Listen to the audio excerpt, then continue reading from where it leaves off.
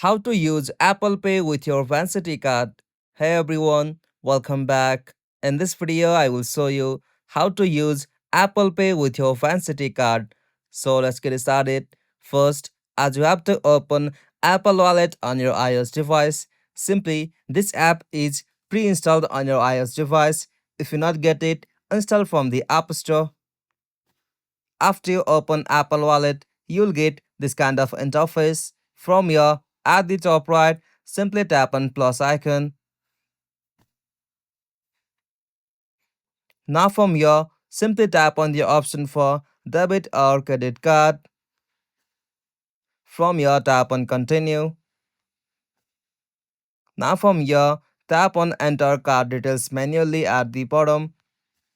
From here, you'll have to just enter your card number and card name. After that, you'll have to just verify with the CVV code or any verification method.